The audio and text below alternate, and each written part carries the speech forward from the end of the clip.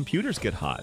I mean, really hot. They're basically electricity to heat converters that occasionally do something useful just to justify the power bill. Back in the day, things were simple. CPU were weak, didn't melt themselves, and cooling was basically a plastic cap pretending to be a heatsink.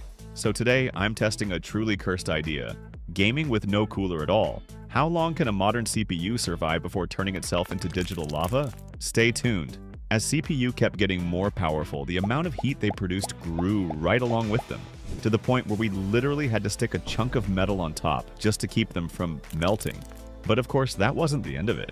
CPU kept evolving, and temperatures kept rising, and the next solution was to slap a fan on that block of metal to blow all the heat out into the room, the same place we throw everything else we don't know how to deal with. Eventually, to make coolers safer and easier to install, manufacturers introduced the IHS, the Integrated Heat Spreader.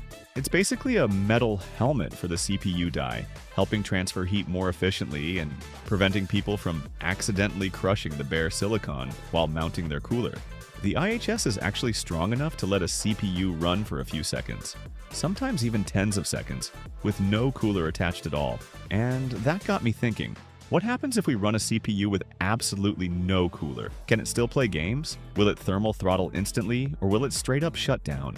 More importantly, I wanted to try a few non-traditional cooling methods. No heat sinks, no fans, just to see if there's any weird or unofficial way to keep a CPU cool enough to stay alive.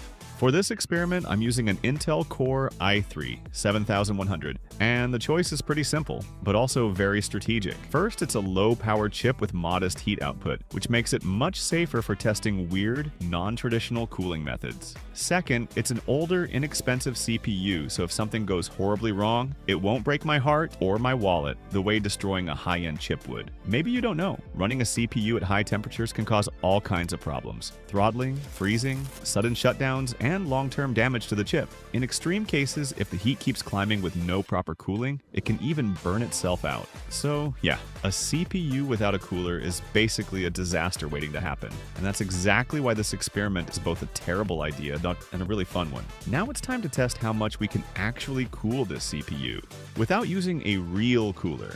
And just to be clear, this is purely for fun. Please do not try this at home under any circumstances. First, we need a baseline. I'll boot up the system with the basic stock cooler and check the temperatures. At idle on Windows, the CPU sits around 45 degrees Celsius. Once I jump into a game, it climbs by about 10 degrees, hovering around 55 degrees Celsius. At that point, the CPU is running at 100% load, hitting its full 3.9 GHz boost clock.